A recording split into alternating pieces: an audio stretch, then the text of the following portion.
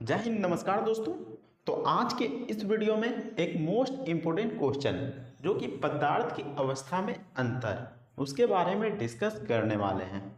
जैसा कि आप सभी को मालूम होगा कि पदार्थ की कितने अवस्थाएं होती हैं, कितने प्रकार के होते हैं पदार्थ। तो तीन अवस्था में होती है, तीन प्रकार में होती है, जैसे कि ठोस, द्रव और गैस। तीन प्रकार में होती हैं। तो देख सकते हैं, लिख दिया हूँ, ठोस, द्रव और गैस। तो तीनों के बीच में क्या क्या अंतर होता है, आज के इस वीडियो में हम डिस्कस करेंगे। तो सबसे पहले देख सकते हैं ठोस में, जो ठोस होता है उसका देख सकते हैं आकार निश्चित होता है, आकार निश्चित होता है और आयतन भी निश्चित होता है। मान लीजिए कि हम किसी ठोस को लेते हैं, मान लीजिए कि देख सकते हैं ये कॉपी है, ये ठोस है। तो इसको क्या आकार में बदला जा सकता है? इसका आकार बदला जा सकता है, बदला जा सकता है। लेकिन मान लीजिए कि हम इसको यहाँ से उठा के दूसरे जगह पर रख देते हैं, तो ऐसे में इसका आकार परिवर्तन नहीं होगा। मान लीजिए कि कहीं दूसरे जगह पर रख देंगे, इसको यहाँ रखें, फिर इसको यहाँ रखें, तो इसका आकार बदला नहीं बदला। तो ऐसे में इसका जो ठोस है, ये कॉपी ठोस है, तो इसका आकार निश्चित होता है। और आयतन मान लीजिए यहाँ पर इतना जगह घेरा और यहाँ पर लेते गए तो उतना ही जगह घेरा। हम यहाँ पर खड़ा है तो इतना जगह घेर रहे हैं, हम यहाँ पर खड़ा हो गए तो इतना ही जगह घेरे। यानी कि आयतन में यहाँ पर डिफरेंट नहीं पड़ा और आकार में डिफरेंट नहीं पड़ा। तो ऐसे में जो ठोस रहता है उसका आकार निश्चित रहता है और आयतन भी निश्चित रहता है। अब देखिए यहाँ पर उच्च आकर्षण बल जो ठोस होता है उसमें उच्च आकर्षण बल होता है। तो आपने पढ़ा होगा कण के बारे में पढ़ा होगा, जिसमें पढ़ा होगा कि कणों में रिक्त स्थान होता है, कण गतिशील करते हैं और कणों के बीच में आकर्षण बल होता है।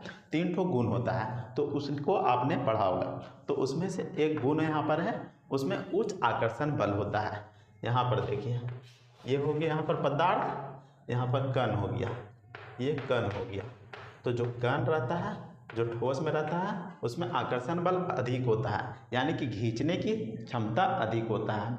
कण एक दूसरे को आकर्षित करते हैं, एक दूसरे को खींचे हुए रखते हैं, क्योंकि इसमें जो ठोस रहता है उसमें रिक्त स्थान कम होता है, स्पेस कम होता है। तो ऐसे में जो कण रहते हैं एक दूसरे को खींचते रहते हैं, एक दूसरे को पकड़ेंगे और खींचेंगे, पकड़ेंगे और खींचेंगे। तो ऐसे में जो ठोस रहता है वह कठोर रहता है और बंधे हुए रहते हैं, उसको हीट देके पिघलाना पड़ता है, कसकर बंधे रहते हैं।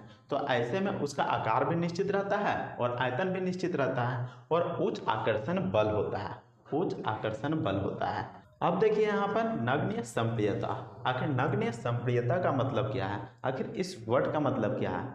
तो इस वर्ड का मतलब है, मान लीजिए कोई ठोस है, उस पर हम प्रेशर डालेंगे, उस पर दबाव डालते हैं तो उसके आयतन में परिवर्तन नहीं होगा, क्योंकि ठोस में हम जितना भी प्रेशर डालते हैं तो उसमें यहाँ पर आसानी से वो नहीं बिखरता है, क्योंकि जो उसके कण होते हैं बहुत ही पास होते हैं। जैसा कि मैंने बताया, आकर्षण बल जो यहाँ पर खींचे हुए रखता है, कण को एक दूसरे को आकर्षित करता है और रिक्त स्थान बहुत ही कम होता है। जो ठोस होता है उसमें रिक्त स्थान बहुत ही कम होता है। तो ऐसे में मान लीजिए हम प्रेशर डालेंगे, पहले से यहाँ पर रिक्त स्थान कम है और हम प्रेशर डालेंगे तो जो गैप रहता है उसको यहाँ पर सटाना मुश्किल हो जाएगा और कण को यहाँ पर पास करना मुश्किल हो जाएगा और यहाँ पर गैप को कम करना मुश्किल हो जाएगा। तो ऐसे में जो ठोस होता है उसको आसानी से यहाँ पर दबाव नहीं दिया जा सकता है, दबाया नहीं जा सकता है। तो ऐसे में यहाँ पर क्या हो जाएगा, तो यहाँ पर जो ठोस रहता है वह नगण्य संप्रियता रहता है, यानी कि उसके आयतन में आसानी से यहाँ पर बदलाव नहीं लाया जा सकता है प्रेशर डालकर। यहाँ पर संप्रियता का मतलब हो गया प्रेशर डाल के। तो ऐसे में कह सकते हैं जो ठोस होता है वह नगण्य संप्रियता होता है।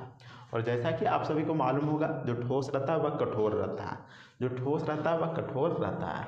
अब देखिए यहाँ पर द्रव्य में क्या होता है, तो निश्चित आयतन होता है। मान लीजिए कि आपके घर में कोई मेहमान आया, तो वहाँ पर बोलेंगे जाओ तो ये पानी लेते आओ, तो पानी लेते आया तो मात्र आपका घर में एक ही को गिलास था और उसमें डूबी था, डूबी यानी कि छिपी, जिसको कि हम कहते हैं ये कटोरा, तो उसको लेके आए हैं। तो एक ठो यहाँ पर गिलास लेके आए और एक ठो डूबी लेके आए, तो इसमें पानी भर दिए।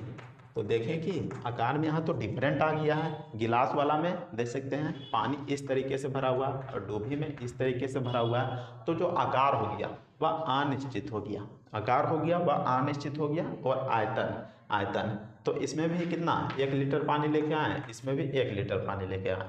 तो आयतन जिसमें यहाँ पर लंबा गिलास में जितना पानी घेरा उसमें भी यहाँ कटोरा में भी उतना ही पानी घेरा। तो ऐसे में आयतन में बदलाव नहीं आया, पानी तो उतना ही घेरा जितना इसमें घेरा और उतना जो कटोरा में घेरा तो उतना ही पानी घेरा। तो ऐसे में निश्चित आयतन हो गया, लेकिन आकार में यहाँ पर डिफरेंट हो गया। लंबा गिलास में लंबा यहाँ पर शेप ले लिया जो पानी था, और कटोरा वाला में कटोरा जैसा शेप ले लिया। तो द्रव में निश्चित आयतन होता है लेकिन आकार निश्चित नहीं होता है। अब देखिए मध्य आकर्षण बल, मध्य आकर्षण बल यानी कि जो रहता है द्रव में उसमें मध्य रिक्त स्थान होता है, यानी कि ठोस के मुकाबले इसमें रिक्त स्थान अधिक होता है, जिसके कारण इसमें बहाव होता है। इसमें आकर्षण बल भी मध्यम होता है, यानी कि जो कण रहते हैं वह एक दूसरे को खींचते यहाँ पर हैं, लेकिन यहाँ पर ठोस के मुकाबले यहाँ पर कम खींचते हैं, कम खींचते हैं क्योंकि इसमें रिक्त स्थान अधिक होता है। तो ऐसे में यहाँ पर ठोस का ये डिफिनेशन हो गया, डिफिनेशन भी हो गया और साथ ही साथ यहाँ पर गुण भी हो गया।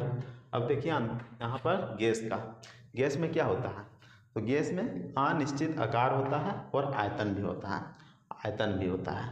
तो मान लीजिए कि यहाँ पर एक कंटेनर है और इसमें गैस को भर दिए, गैस को भर दिए तो बिना आकार दिए हुए, बिना कोई शेप का जन्ने तन्ने पूरा बहने लगता है। मान लीजिए कि आप अगरबत्तियाँ को दिखाते होंगे, पूजा पाठ करते होंगे, जाते होंगे मंदिर उंदिर और भगवान से कहते हैं ए भगवान हमरा इस बार पास कर दियो, एग्जाम में पास करवा दियो, पढ़ ले तो हियो ना लेकिन पास करा दियो। तो ऐसे करते होंगे और अगरबत्ती जलाते होंगे तो अगरबत्तियाँ का जो धुआं निकलता है जन्ने तन्ने चलने लगता है, जन्ने हवा मारता है हुन्ने उड़ जाता है।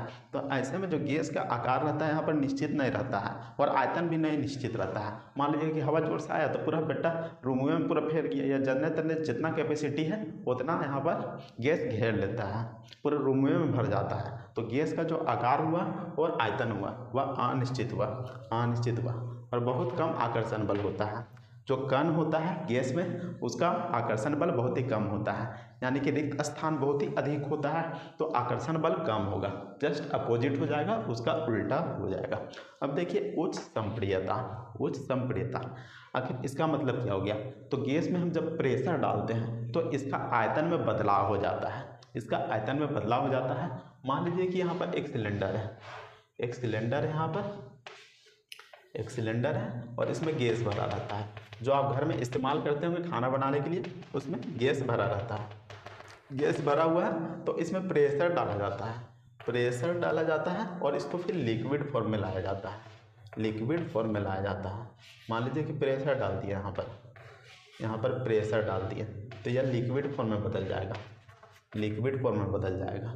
गैस था, यहाँ पर जो कण था वहाँ पर क्या था, दूर दूर में था। कण में क्या होता है, रिक्त स्थान, गैस में क्या होता है, तो रिक्त स्थान बहुत ही दूर दूर होता है। तो ऐसे में जो कण यहाँ पर रहते हैं वो भी दूर दूर होते हैं। तो ऐसे में जो कण रहता है उसको चिप किया जाता है, दबाव दिया जाता है और कण को पास पास ला दिया जाता है दबाव डाल के। तो ऐसे में फिर वह गैस से द्रव में बदल जाता है, द्रव में बदल जाता है। तो उसी को यहाँ पर कहा जाता है उच्च संप्रियता, यानी कि आयतन में यहाँ पर चेंज किया जा सकता है दबाव डालकर, तो आपको ध्यान में रखना है। और फैलाव होता है, जैसा कि मैंने अभी अगरबत्ती वाला एग्जाम्पल दिया तो इसमें गैसवा पूरा फैल जाता है। तो इस तरीके से आपका यहाँ पर कंप्लीट हो जाता है कि आखिर पदार्थ की अवस्था में क्या अंतर है। चाहे तो आप इसके गुण भी लिख सकते हैं। मान लीजिए कि अगर पूछता है कि ठोस का गुण क्या है तो आप ये वाला लिख दीजिएगा कि ठोस का जो निश्चित आकार होता है, आयतन होता है, उच्च संप्रियता होता है, नग्न संप्रियता होता है, उच्च आकर्षण बल होता है और कठोर होते हैं। और इसमें यहाँ पर रिक्त स्थान क्या होता है, बहुत ही कम पाया जाता है। और इसके अलावा लिख सकते हैं इसमें ये गतिशील जो यहाँ पर होता है, ठोस होता है, वह गतिशील बहुत ही कम करते हैं। तो ये सभी गुण हो गए। तो इस तरीके से यहाँ पर सब में पॉइंट लगा सकते हैं। इसमें देख सकते हैं रिक्त स्थान कम होता है, इसमें मध्यम होता है, इसमें अधिक होता है। ये वाला भी लिख सकते हैं, यह कम गतिशील होता है, यह मध्यम गतिशील होता है और यह अत्यधिक गतिशील होता है। तो ये भी लिख सकते हैं। तो उम्मीद करते हैं कि आपको यह टॉपिक समझ में आ गया होगा। अगले वीडियो में हम फिर से नेक्स्ट क्वेश्चन को लेकर आएंगे, जो कि अभी कक्षा 9 के मोस्ट इंपॉर्टेंट क्वेश्चन को कवर कर रहे हैं। तो वीडियो पसंद आता तो वीडियो को लाइक जरूर कीजिएगा और चैनल को भी सब्सक्राइब जरूर कर लीजिएगा। तो मिलते हैं नेक्स्ट वीडियो में, तब तक के लिए जय हिंद, वंदे मातरम।